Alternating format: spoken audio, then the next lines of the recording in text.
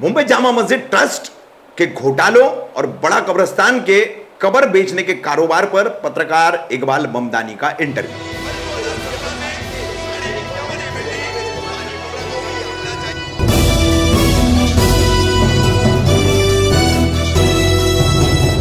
रफीक कामदार हिंदुस्तानी reporter में आपका स्वागत है। मुंबई जामा मस्जिद ट्रस्ट में होने वाले घपले घोटाले और बड़ा कब्रिस्तान में कब्र बेचने का जो कारोबार है ट्रस्टियों द्वारा किया जाता है, ऐसा खुला आरोप है। इन पर पिछले कुछ सालों से लगातार काम कर रहे हैं समाजसेवी तथा पूर्व पत्रकार इकबाल ममदानी। कोविड में हिंदू की लाश हो या मुस्लिम की लाश हो, कोई आगे नहीं आ रहा है, तो वो काम अपनी टीम के साथ इकबाल ममदानी कर रहे थे। वहीं से ये जंग शुरू हुई है और क्या खुलासा कर रहे हैं, कितने करोड़ का ये घोटाला है, एक एक चौंकाने वाले खुलासे आप उनकी ज़बानी सुनेंगे। सारे पेपर वर्क के साथ, तमाम शिकायती पत्रों के साथ, तमाम तस्वीरों के साथ, तमाम सबूतों के साथ उन्होंने ये तमाम बातें रखी है। सुनिए। इकबाल भाई, हाल ही में फिर एक बार मुंबई जामा मस्जिद के ट्रस्टी शोएब खतीब, इनके बीजेपी प्रवेश की खबरें सामने आई, जिसका उन्होंने बाद में खंडन भी किया, इनकार किया, एक वीडियो डाला। लेकिन उसके बहाने फिर एक बार जामा मस्जिद, उसकी तमाम प्रॉपर्टी, मरीन लाइंस का बड़ा कब्रिस्तान, सभी चर्चा में आ गए कि यहां पर जो घोटाले हुए, जो करप्शन हुआ है, ठीक है। तो जहां तक मुझे पता है, आप पत्रकार हैं, समाजसेवी भी हैं। कोविड में इंसानियत का सर ऊंचा करने वाला काम आपने किया। उसी दौरान आपकी स्टडी हुई, आपको बहुत सारी चीजें समझ में आई और उसके बाद आप जो है पीछे लग गए। पहले भी हमारी बात हुई थी, लेकिन मुझे लगता है कि आज कहीं ना कहीं एक ऐसी स्टेज आ गई है कि जो कुछ भी बड़ा कब्रिस्तान और जामा मस्जिद ट्रस्ट, इन सब को लेकर के जो घोटाले हैं, खास करके आपसे हम बात करना चाहेंगे कब्र के ओटे बेचने के जो घोटाले हैं, वहां पर जो मैयत दफनाने की जो सामग्री लगती है, कफन है, बरगा है, मसाला है, इन सब चीज़ों में भी जो हेरफार किया जाता है।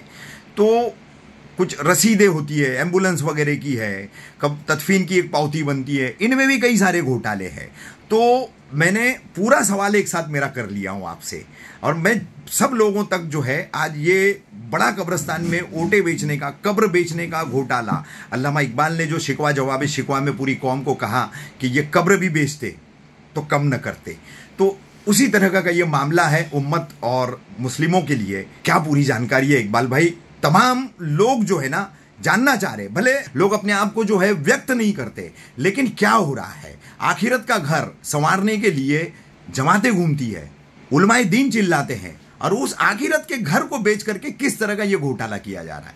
बिस्मिल्लाहिर्रहमानिर्रहीम, अस्सलाम वालेकुम वरहमतुल्लाहि वबरकातुहू। रफीक भाई, माशाल्लाह, सबसे पहले तो आप लोगों का शुक्रिया। देखिए, मैं आपको बता दूं कि आपका जो पहला सवाल ही था कि शोएब खतीब ने बीजेपी ज्वाइन किया, उसके बीजेपी ज्वाइन करने से हमें कोई प्रॉब्लम नहीं है, ना ही कौम को प्रॉब्लम है। सबसे बड़ा जो मसला आ रहा है वो इस चीज़ का है कि जो जामा मस्जिद का प्लेटफॉर्म यूज़ करके इस्तेमाल किया गया, जो एक्स चेयरमैन होते हुए अपने आप को उसने फ़िलहाल चेयरमैन बताया, और चेयरमैन बता करके ये मैसेज करने की कोशिश की है कि चेयरमैन आ गया, यानी कि पूरी कौम और मुंबई से रिलेटेड या महाराष्ट्र से रिलेटेड सारी मस्जिदें जुड़ गई, जिसको लेकर के एक बहुत बड़ा ऑब्जेक्शन आया है। और उसके बाद शोएब खतीब ने अपने स्टेटमेंट को बदला है। अगर वो कहते हैं कि जैसे पुराने लोग मस्जिद को देखने आते थे, उसी तरीके से आशीष शेलार या हैदर आदम आए, तो मैं इसलिए उसको नहीं मानूंगा, क्योंकि जितने लोग आज तक देखने आए थे उसके लिए कभी शोएब खतीब ने या उनके लोगों ने पूरे मुंबई भर के अंदर बैनर्स नहीं लगाए थे, उनके स्वागत के बैनर नहीं लगाए। यानी कि ये साफ सुथरी बात थी कि वो प्रवेश की ही बात थी, जिसको लेकर के अलग अलग उस वहां वक्त में जो लोग खड़े थे, चैनल्स के हो या फिर वो पत्रकार हो, उन्हीं सभी ने ये खबरों को चलाया। अच्छा, अगर उनको लगता है कि वो खबरें गलत थी, तो वो शायद, मुझे लगता है, उसी वक्त जब ये मेहमान उनके वहां से निकले नहीं थे, तब तो ये खबर चली गई थी, उनको दूसरे दिन का इंतजार ही नहीं करना था, उसी वक्त रात को इस बात का खंडन कर देना था, फौरन रिट्रैक्ट, कि हमने ज्वाइंट नहीं किया है। हाँ। और इससे पहले भी जितने मेहमान अगर वहां मस्जिद को देखने आए हैं, सबसे पहली तो चीज ये है कि आप देखिएगा उस सारे ही वीडियोस को निकाल करके, उनके फोटोज निकाल करके इन्होंने उनका स्वागत किया है, ना कि किसी का गमछा पहना है। यानी कि इन्होंने साफ तौर पर बीजेपी प्रवेश किया। और अभी वो इनकारी है और वो अच्छे अच्छे लीडर्स को जो है वो झुठला रहे हैं। आशीष शेलार से भी कुछ पत्रकारों ने बात की, हैदर आदम से भी बात की। उन्होंने अपने ऑफिशियल ट्विटर से और फेसबुक के अंदर ये सारी चीज़ डाली है कि जामा मस्जिद चेयरमैन के साथ में 2 और लोगों ने ऑफिशियली ज्वाइन किया है। और पर्सनली इन लोगों को मैं जानता हूं कि ये इस तरीके की चीज़ों को लेकर के झूठ नहीं बोलेंगे। उन्हें पता है कि समाज में क्या मैसेज जाएगा, उनका नाम कितना खराब होगा। तो यानी कि उनको दावत दी गई थी, उनको बुलाया गया।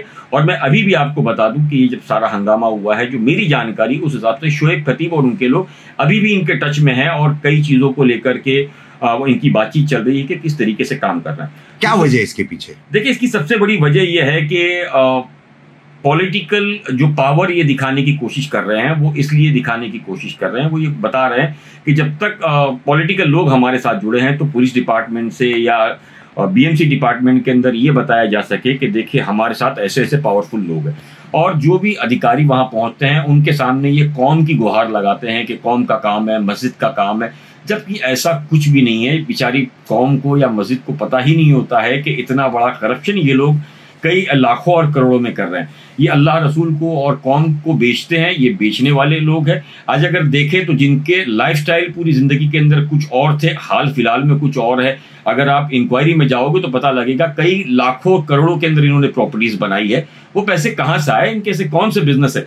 मैं आपको बताता हूं, कोविड पीरियड के अंदर जब हालात ये थे कि लोगों के पास पैसे के लिए लोग मोहताज थे, इनके अकाउंट्स के अंदर रोजाना कई हजार और लाखों के हिसाब से ट्रांजैक्शंस होते थे बैंक के अंदर। अगर उनको लगता है कि मैं ये गलत बात कर रहा हूं, वो जेन्युइनली मुझे लीगल नोटिस दे, मुझे कोर्ट तक खींचे, मैं सारी ही चीजें प्रूव करूंगा कि किस तरीके से ये पैसे इनके अकाउंट्स में जाते थे।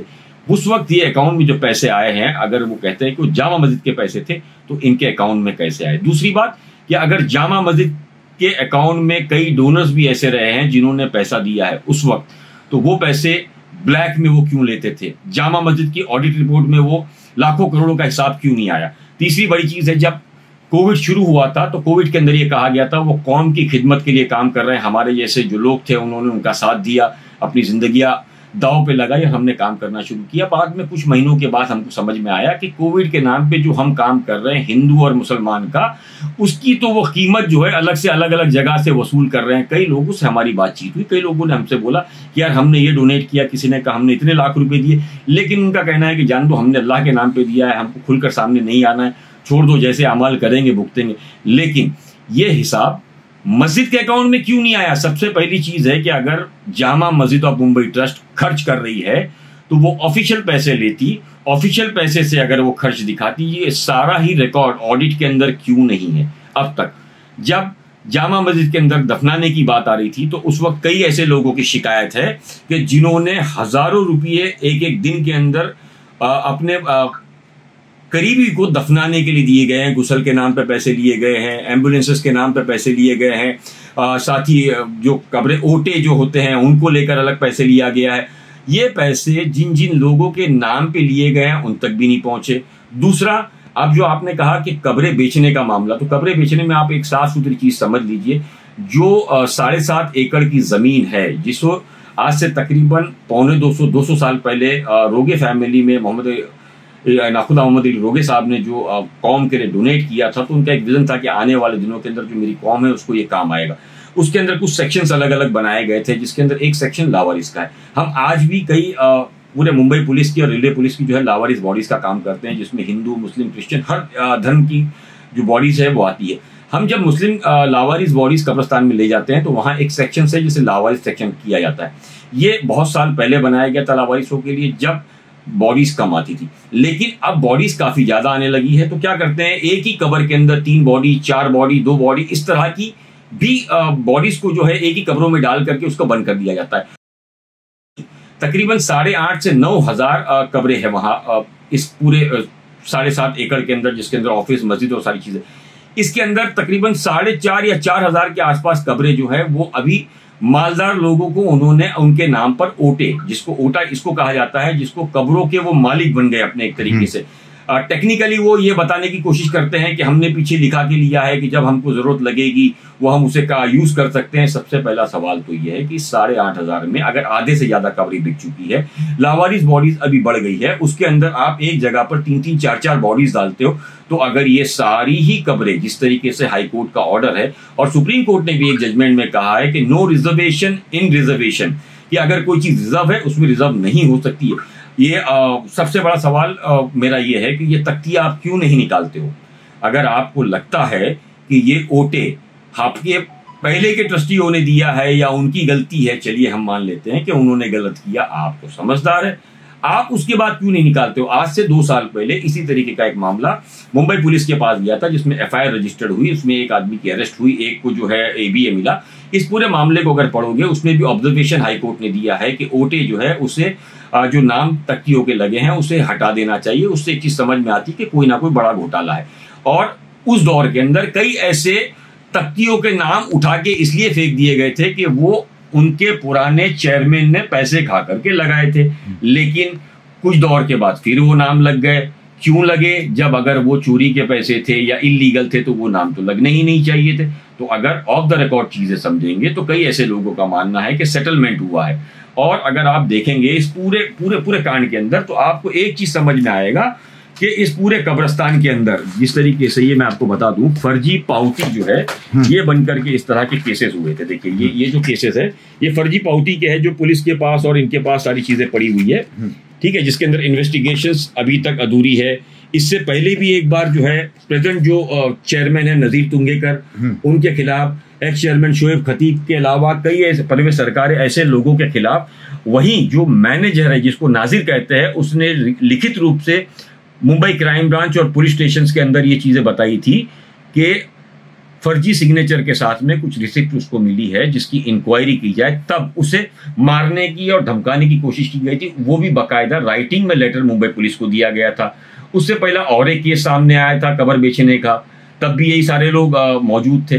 तो मेरा ये कहना है कि जब आप सभी लोगों के सामने ये मामला आया था और पुराने लोगों ने किया है, आप तो बहुत शरीफ लोग हैं, तो आप लोगों को इंक्वायरी करनी चाहिए थी। आपके नाम के साथ गया तो आपने क्यों नहीं की? अच्छा, अभी जितनी पावतियां आप दे रहे हो, देखिए ये लिस्ट है जो पुराने लोगों के पास है, तकरीबन इसके अंदर 3,000 के आसपास ये बताते हैं कि रिजर्व कवरेज जो है वो थी।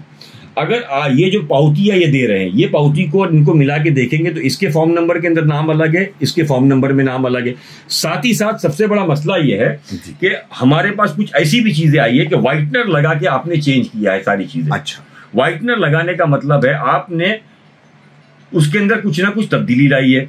और दूसरी बड़ी बात है, अगर कोई आदमी उसको चैलेंज करता है तो आपका कहना है कि वो हमारे पास नहीं है, वो घूम गई है, अभी वो कंप्यूटराइज हो गया है। हम तो कंप्यूटर में तो कोई भी चीज जो है कभी भी बदली जा सकती है। तो आपने अगर कंप्यूटर में कहीं नाम डाला है तो जाहिर सी बात है कि आपके पास कुछ रिकॉर्ड होगा।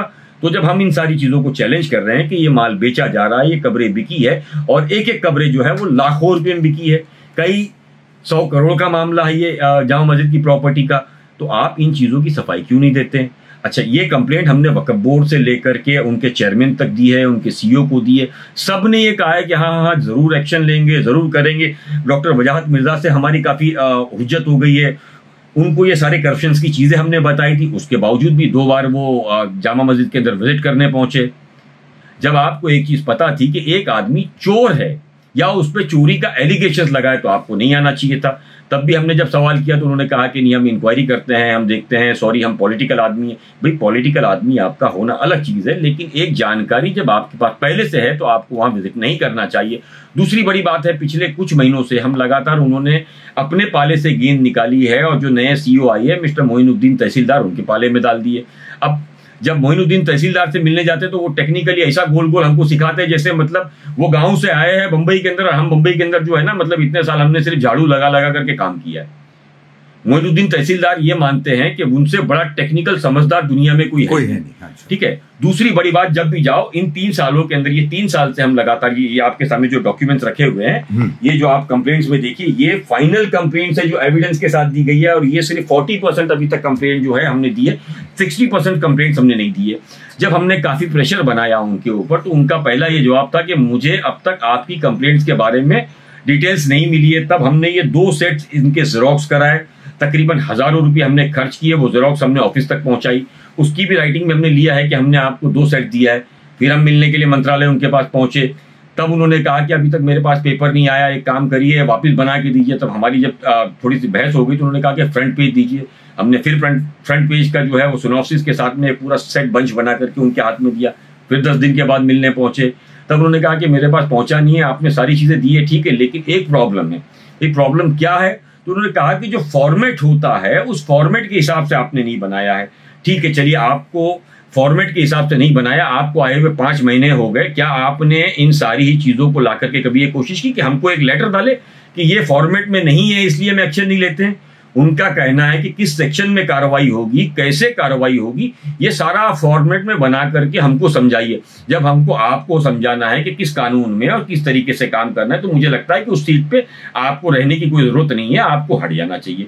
जिस फॉर्मेट की आप बात कर रहे हैं, मेरी वक्फ के कुछ लोगों से बात हुई, उनका कहना है कि बोर्ड में मीटिंग के अंदर ये बाकायदा एजेंडा में या विदाउट एजेंडा पता नहीं एक बात हुई थी कि अगर कोई भी 51, 52, 70 या करप्शन के कोई लगातार अलग अलग किस्से मिलते हैं तो उन सारी चीजों को फॉर्मेट में ना भी हो तो भी कंसीडर करके उन सारी ही चीजों को एक्शन की तैयारी करे और उसमें इंक्वायरी इनिशिएट करे। लेकिन उस मामले के अंदर जो सीओ साहब है शायद मेरे ख्याल से वो अमल करना नहीं चाहते। दूसरी बात, जब भी सीओ साहब को मिलने जाओ तो मुंबई के कुछ ऐसे नामी गिरामी शरीफ लोग, जिसको ये कहा जाए कि वक्फ के अंदर बेसिकली वो कलेक्टर के नाम पे काम करते हैं, वो उनके कैबिन में मिलते हैं या तो औरंगाबाद में उनके साथ मिलते हैं, खाते हुए नजर आते हैं। तो हमारी ये समझ में नहीं आता है कि ऐसे शरीफों के साथ सीओ साहब का क्या लेना देना है। आज भी मुंबई के अंदर कई लोगों के अंदर जहां वक्फ की इलीगल काम चल रहा है, कई लोगों से हमको पता लगा कि उनके नाम पर इस तरह के कलेक्शंस हो रहे हैं। या तो सीओ साहब उनके साथ बैठते हैं तो हम ये मान लें कि वाकई में सीओ उनके साथ इन्वॉल्व है। अगर सीओ को इस बात की जानकारी नहीं है तो मुझे लगता है सीओ साहब को उन सारी लोगों को हटा देना चाहिए। इसके अंदर हमारी एक गुजारिश है माइनॉरिटी मिनिस्टर अब्दुल सत्तार साहब से कि इसके अंदर, इस पूरे मामले के अंदर, न कि जामा मस्जिद की, मैं तो चाहता हूं कि सीओ की भी इंक्वायरी की जाए कि किस तरीके से सीओ का इन्वॉल्वमेंट है। इतनी कंप्लेंट्स के बाद भी सीओ क्यों सारी चीजों को छुपा रहा है या माल को दबा रहा है? ये कोई तो वजह होगी ना कि आपके सामने हमने करप्शन के सारे दरवाजे खोल दिए। ये ऐसा हुआ कि जैसे अगर किसी आदमी के पास इकबाल भाई थोड़ा सा रोकूंगा मैं आपको। आपने स्लिप्स बताई कब्रिस्तान की, एम्बुलेंस है, तमाम तदफीन के खर्च ठीक है आपको। तो ये घोटाला है। देखिए, कोटे बेचने का, कब्रें बेचने का, कब्रें बेचने का एक घोटाला हुआ। साथ में कोविड के अंदर अगर आप देखोगे, हाँ, तो इस तरह के कब्रिस्तान जो है ये प्रोविजनल रिसीप्ट की बात करता है। हाँ, ठीक है, ये मैं आपको ये सारी चीजें दिखाता हूँ, ऐसे कई पेपर्स हमारे पास मौजूद है। हाँ, देखिए ये फिरोज इब्राहिम शेख 023559 डेट 17, ये प्रोविजनल रिसीप्ट है 3300 रुपया। इसका अगर रिकॉर्ड आप जामा मस्जिद के हिसाब में मांगोगे जिसमें प्रोविजनल रिसीप्ट है, हाँ, वो जरूर आपको मिलेगा। उसके बाद ये फर्जी 023559 फिरोज इब्राहिम शेख, ये हॉस्पिटल का इन्होंने पावती बना के दिया है 3000 रुपए की एम्बुलेंस की। अगर एम्बुलेंस सरकारी अस्पताल से आई है तो जामा मस्जिद उसका कलेक्शन उसने क्यों किया था? ठीक है। तीसरी बड़ी चीज, सेम फिरोज इब्राहिम शेख 17/8/023559, ये पेटी का कच्ची 2500 रुपया लिया गया। यहाँ आप बरियल चार्जेस ले रहे हैं, ठीक है, आपने पेटी बनाई, पेटी का 2500 रुपया दिया, तो ये पैसा तो मस्जिद में जाना चाहिए था आपको। ये बंदे खुदा 17/8/2020, बंदे खुदा का 9000 रुपया, ये भी अगर आप देखोगे जामा मस्जिद के रिकॉर्ड में तो नहीं मिलेगा। जामा मस्जिद के मैनेजर से जब हमने नादिर से बात की तो उसने कहा कि हमको मालूम नहीं होता, आप शोएब खतीब से पूछिए, हमारे पास तो हिसाब नहीं आया है। अच्छा। ठीक है, इस तरीके से अनगिनत ऐसे केसेस है जो जामा मस्जिद ने कोविड के अंदर अलग अलग गुसल के नाम पे, ये नाम पे, वो नाम पे पैसे लिए। अभी भी अगर आप जाए तो बॉम्बे के अंदर जामा मस्जिद ही एक ऐसी जगह है जहां सबसे ज्यादा पैसे लगते हैं। अगर आप कौम की बात करते हो कि जो कब्रों के अंदर बरगे लगते हैं, जो लकड़े लगते हैं, उस कब्रों के अंदर बरगे की जो कीमत है वो 12 रुपए का एक आता है, जो कि आप 60 रुपए का एक बेचते हैं। 15 बरगे आपके अंदर लगते हैं, यानी कि वो 900 रुपया हुआ। 180 रुपए का आप 900 रुपया बनाते हैं। चलिए, कोई अच्छी बात है, तो वो पैसे तो मस्जिद के पास जाने चाहिए। मस्जिद के अंदर आज तक उसका हिसाब नहीं है। वो पैसे किसको अलॉट किए जाते हैं, कौन है, कहाँ टर्न होते हैं, बराबर है। दूसरा, कफन की अगर बात करो तो कफन खरीदा जाता है, उसके अंदर प्रॉफिट आती है, बेचते हैं बड़े कब्रिस्तान से और उसकी जगह से बेचा जाता है। अंदर जो लोग रहने वाले वो बेच रहे हैं, तो वो पैसा किसके पास जाता है? साथ ही साथ वहाँ एम्बुलेंसेस चलाई जा रही है, और नाम देखोगे तो बड़ा कब्रिस्तान का, तो वो एम्बुलेंस की कमाई किसके पास है? मस्जिद के हिसाब में। तो प्लीज हमको बताइए सारी चीजें।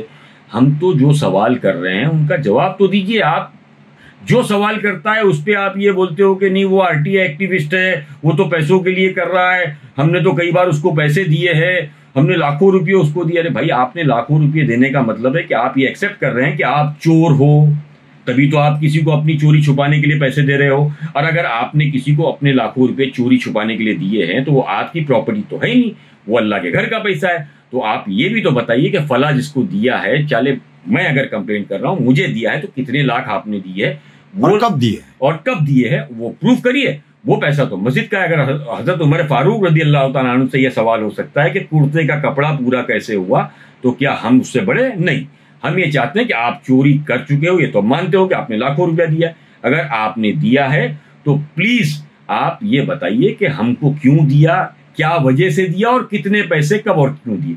इन सारी चीजों को लेकर के आप एक भी पैसे का जवाब देने को तैयार नहीं हो। अगर आप सच्चे हो तो प्लीज आ करके जितने हमारे सवाल है उसके जवाब दीजिए, ऑन रिकॉर्ड दीजिए। हम चाहते हैं ऑन कैमरा दीजिए, ना कि उन लोगों को बुलाइए जिनसे हम मिलते हैं और उनको बुला करके ये बताइए कि सर आपको क्या चाहिए, बोलिए समझौते के लिए हम आपका करने को तैयार है। भाई आप शरीफ लोग हो, हम बदमाश है आपकी नजर के अंदर, तो हम ये माफी चाहते हैं कि अगर आपने ये सारे ही एविडेंस हमको दे दिए, हम जहां आप कहोगे वहां झुक करके हमारी गलतियों के लिए माफी मांगेंगे, क्योंकि आप सच्चे हो। पहली बात तो अगर आप सच्चे होते तो आप पैसे देने ही नहीं जाते, यानी कि आप कोई इतना बड़ा करप्शन कर रहे हो और लोगों को ये बताने की कोशिश कर रहे हो अल्लाह रसूल के नाम पर कि नहीं आप बहुत निहायत शरीफ और नेक इंसान हो। आप नेक बिल्कुल नहीं हो, आप नेक हो। ऑन पेपर आइए सर, सवाल तो हमारा पूछना अधिकार है, आपका जवाब देने का अधिकार है। ट्रस्टी का मतलब होता है कि वो खादिम है और नौकर की तरह है। नौकर का काम होता है कि जब उससे सवाल किया जाए तो उसका जवाब देना उसका काम है। इकबाल भाई, लावारिस लाशों के लिए एक सेक्शन था, अब वहां पर एक ही कब्र में 2-2, 3-3 लावारिस लाशों के मुर्दे डाल दिए जा रहे हैं, तो ये भी कहीं ना कहीं जुड़ता है कब्र बेचने के घोटाले से, उसकी भी कुछ कनेक्टिविटी आप बता रहे थे। देखिए तो कैसा ये पूरा मामला और कब्रों के घोटाले पर क्या पूरी रोशनी डाल रहे हैं? सीधे सीधे आपको बताना चाहूंगा कि जो लावारिस बॉडीज का सेक्शन था, आज से कुछ साल पहले जब किया गया था, जब बॉडीज कम होती थी, मुसलमान कम थे, लेकिन अभी हालात बढ़ गए। अगर आप कहते हो कि हम कब्रें नहीं बेचते हैं, ओटो का मसला नहीं है, तो आप पुराने ट्रस्टियों ने बेचा है, तो हम ये चाहते हैं कि उन सारे ही चीज़ों को लेकर के आप एक जैसे बागे रहमत नाम के बीआर के नाम पे आप करते हो, सारे ही कब्रिस्तान को आप बीआर कर दीजिए, यानी कि जो भी आएगा लाइन से वो हर मुसलमान का हक रहेगा। अच्छा, दूसरा ये है कि अगर आप चीज़ें नहीं बेचते हैं, आप शरीफ आदमी हैं, तो मुझे लगता है कि मुंबई के अंदर जितने मालदार हैं उनको इनकी शरीफों की कीमत पता है कि कितने लाख के ये लोग हैं, कितने हैं। ऐसे एक नहीं, अनगिनत है। आप एक बार निकालने की कोशिश तो करिए। आप क्यों नहीं निकालते हो? क्योंकि आपको पता है कि आपने वो निकाला तो ऐसे कई लोग जो है वो पुलिस स्टेशन जाएंगे और बताएंगे कैसे आपने पैसे लिए हैं, तख्तियां जो लगी हुई यस कब्रों पर। हाँ, जबकि वो शरीयतन भी जायज नहीं है। अगर आपको लगता है शरीयतन जायज है तो भी आप हमको फतवा ला के दीजिए कि ये हक है हमारा मुसलमानों के अंदर, तब भी हम तो तख्तियों के भी पैसे लिए जाते हैं। जो तख्ती जिसकी लगी रहती है उसके बाजू में जो सामने कब्र होती है वो कब्र उस फैमिली की हो जाती है। अब उस कब्र के अंदर जो है सिर्फ और सिर्फ उस फैमिली के ही लोग दफन होंगे जी। तो मुझे ये बताइए ना सर कि ये कब्र जब रोगे साहब ने दी थी तो क्या मालदारों के लिए दी थी? उन्होंने आम मुसलमानों के लिए दी थी ना, मुस्लिम उम्मा। ठीक है, तो अब जब मुस्लिम उम्मा के लिए जो चीज डोनेट की गई थी तो दूसरे खरीदार या बेचने वाले कैसे मालिक हो सकते हैं, कैसे उसका पैसा ले सकता है? ये तो वकफ था। वंस वकफ ऑलवेज वकफ। जब अल्लाह की राह पे आपने दे दी और जिन शरायत के साथ दी है उसको फॉलो करना चाहिए। अब उसके ऊपर जिम्मेदार बनती है वकफ बोर्ड हमारा। तो वकफ बोर्ड के अंदर जो चेयरमैन और सीईओ है, मुझे तो ऐसा लगता है कई बार कि जब उनसे बात करने जाओ तो बोर्ड मीटिंग में अलग बात होती है, फिर उनसे सवाल करेंगे, अच्छा कुछ घंटा बैठो, फिर जाकर के वो अलग रूम में बैठ के बात करते। इकबाल भाई, कुल कितनों का घपला घोटाला होगा अभी ये पिछले सालों से, जो भी 6-7 साल 8 साल चल रहा है? मुझे जो चीज मोटी मोटी समझ में आ रही है, हाँ। सिर्फ कब्रों का घोटाला नहीं है। कब्रों के अलावा जो ट्रांसफर और टेनेंसीज आती है, जो जामा मस्जिद की तकरीबन 48 प्रॉपर्टीज है जिसमें तकरीबन 700 टेनेंट्स है, इसके अंदर ट्रांसफर आता है, लीज आता है, दुकानें आती है और कई इलीगल प्रॉपर्टीज जो उन्होंने अपने आप में बना दी है। इनके करोड़ों के ट्रांजैक्शन से करोड़ों के वो पैसे जामा मस्जिद ट्रस्ट में नहीं जाते हैं। जैसे हमने पिछले कुछ दिनों के अंदर मेहनत करके 59 ऐसे ट्रांसफर्स हमने देखे जिसके अंदर जीरो कन्वेंस उन्होंने बताया है। उस जीरो कन्वेंस के अंदर वक्फ एक्ट ये बताता है कि आपको पैसे लेने हैं और उसी से इदारा चलाना है। अगर वो पैसे नहीं देते हैं और 3 साल तक उनको एक आदमी को देना होता है, अगर उसके बाद नहीं है तो आप वक्फ एक्ट की तरह उसको नोटिस भेजिए और उसको खाली करा दीजिए। आप क्यों नहीं करा रहे हो? जैसे हमने काफी हंगामा किया तो मार्च महीने में एक नोटिस इशू की गई तकरीबन 21-22 लोगों को। 22 के अंदर आज तक मेरे ख्याल से 1 या 2 लोगों को वो नोटिस मिली है, बाकी किसी को नहीं मिली है। उसकी वजह क्या है कि वहां सेट किया गया था कि ये नोटिस सिर्फ जामा मस्जिद को जाएगी और एक कंप्लेनर को जाएगी, बाकी किसी से को जाएगी नहीं। इस बार जब हमने सीईओ को मिला, हमने कहा कि तुम्हारे लोगों ने पैसे लेकर के लोगों को नहीं भेजा है, तो उन्होंने कहा कि हाँ वो गलती हो गई, सिर्फ हमने सारा ही जो है वो जामा मस्जिद को भेज दिया था। तो जामा मस्जिद को अगर आपने गलती मान भी ली तो उसके बाद सेकंड नॉर्मली आपने क्यों नहीं भेजा? क्या आपके लोग इतने जाहिल है? मोटे तौर पर पूरा स्कैम कितने करोड़ का? देखिए, ये स्कैम अगर बात की जाए, मैं फिर आपको आ रहा हूं कि कई ऐसे लैंड्स है जिसको डेवलप करने का किया जा रहा है। आने वाले दिनों में ये हजारों करोड़ का होगा, अभी फिलहाल कई सौ करोड़ का है। कई सौ करोड़ का है, 500, 700, 800 करोड़ कह सकते हैं। कम से कम 150 करोड़ के 200 करोड़ का तो अभी जो हमारे सामने चीजें आई है, मैं गारंटी से बोल सकता हूं कि उतना है। 200 करोड़ के आसपास का। इकबाल भाई, आखिरी बात, मुंबई जामा मस्जिद ट्रस्ट, उसकी तमाम प्रॉपर्टी उम्मत मुस्लिमा की प्रॉपर्टी, कब्र में भी मुसलमान को ही जाना है, कार्रवाई सरकारी विभाग नहीं कर रहे, सरकार से क्या कहेंगे और उम्मत मुस्लिमा से क्या कहेंगे? देखिए, सरकार से तो मुझे शिकायत नहीं है इन सारी चीज़ों में, क्योंकि हमारे यहाँ बड़ा अच्छा सिस्टम है कि जब तक पॉलिटिकल प्रेशर जो है वो आते रहता है तो वो बेचारे दबे रहते हैं। जैसे वक्फ बोर्ड के अंदर या हमने कई जगह बात की तो हर जगह एक ही चीज़ सुनने में मिली, यार हमारे पास बहुत बड़ा पॉलिटिकल प्रेशर है। ये जो मस्जिदों में आप देखते हो ना, पॉलिटिकल लोग आ रहे हैं, घूम रहे हैं, वो अपना पावर बताने का कि हम कितने पावरफुल लोग हैं, हमारे पास कितने पावरफुल लोग आते हैं।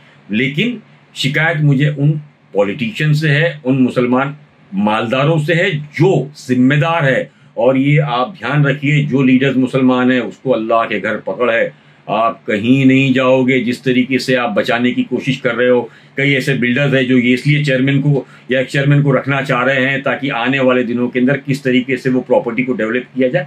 उन सभी चीज़ों को लेकर के आपकी नस्लों के लिए, आपकी उम्मत के लिए, सबके लिए मुसीबत हो रहे हैं। दूसरी बड़ी बात है कि जो जामा मस्जिद का जेन्युइन पैसा है जो कि मस्जिद में आना चाहिए, जिसके बाद वो पैसा यतीमों में, मिस्किनों में, उनके एजुकेशन के लिए, उनके बाकी कामों के लिए, अखराजात के लिए होने चाहिए, वो पैसे कुछ चुनिंदा चोर जो है वो अपने औलादों को जहन्नम की आग खिला रहे हैं। मुझे लगता है कि कल उनको भी अल्लाह समझ दे और उनको इस चीज़ों से तौबा करनी चाहिए। और मालदारों को खुसूसन, जो कि अल्लाह से न डर करके सिर्फ इसलिए रिश्ते रख रहे हैं, उनका ये मानना है कि अगर साहब से बिगड़ गए तो शायद हो सकता है हमारी कब्र जो है वो छीन ले, या हमारी कोई चीज़ यहाँ से जो डेवलपमेंट की होने वाली वो ना हो। तो देने वाली ज़ात सिर्फ अल्लाह की है। और आप एक प्लान करते हो, एक प्लान अल्लाह करता है, जो प्लान अल्लाह करता है वही फाइनल होता है। बेशक। आखिरी सवाल रह गया था, हालांकि इससे पहले ही पूछना चाहिए था। फॉरेन फंडिंग का इसमें पुराने कुछ ट्रस्टियों ने इशारा किया था कि इसमें फॉरेन फंडिंग है। तो आप एक पत्रकार रह चुके, क्राइम बीट था आपका, आपने बड़ी अच्छी अच्छी खबरें की है अंडरवर्ल्ड पर, क्राइम बीट पर। तो क्या लगता है आपको, किस तरह का फॉरेन फंडिंग है, किस तरीके का नेक्सस है, कहां से फाइनेंस आ रहा है जामा मस्जिद की प्रॉपर्टी पे कंस्ट्रक्शन करने के लिए? कौन बना रहा है, कौन बेच रहा है, कौन उसका लाभार्थी हो रहा है? देखिए, कुछ दिन पहले तकरीबन 1.5-2 साल पहले एक वक्फ की ही प्रॉपर्टी मुंबई के 2 नामी गिरामी बिल्डर्स ने खरीदी। ऐसा बोर्ड लगाया कि this property belongs to so and so. उम्मत में जब हंगामा हुआ तो उन्होंने कहा कि नहीं, हमने वक्फ करने के लिए किया है।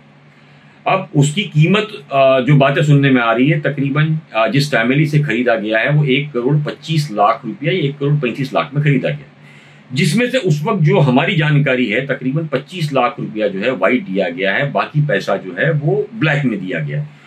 तो सवाल अंदर अंदर कई लोगों के ये है कि ये जो पैसा है ये किसी फॉरेन फंडिंग से आए हैं और किसी बड़े लोगों ने भेजा है। तो अब सवाल ये जांच का विषय होगा कि वाकई में क्या ये पैसा आया है। अगर ब्लैक का पैसा है तो ये पैसा कौन भेजा और इतनी बड़ी अमाउंट क्यों भेजी उन्होंने। ऐसी क्या वजह थी? अगर उनको खरीदना था तो वो सीधे जामा मस्जिद या किसी को डोनेट इन सब घोटालों के लिए अगर सरकार कदम उठाती है तो कौन सी एजेंसी परफेक्ट रहेगी सारे घोटाले देखने के लिए, उसकी जांच के लिए? देखिए, अगर सरकार सही रिश्ते काम करने पे आ जाए तो मुझे लगता है मुंबई क्राइम ब्रांच ही बहुत है। अच्छा, इससे ज्यादा की जरूरत नहीं है। अच्छा, ये मुंबई क्राइम ब्रांच बखिया उधेड़ देगी। यस, मुझे लगता है कि इतनी चीजें खुलेगी कि ऊपर लेवल तक जाने की जरूरत ही नहीं है। अगर क्राइम ब्रांच ही अगर वाकई में सही रिश्ते और सच्चाई के साथ काम करने लग जाए तो ये काफी है।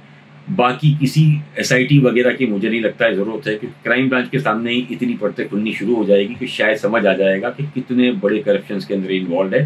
पिछले दिनों जिस तरीके से सवाल खड़े हुए थे, जिस तरीके से मैनेज किया गया है डिपार्टमेंट, सभी को पता है कि किसने किया, क्यों किया, कितने पैसों में किया।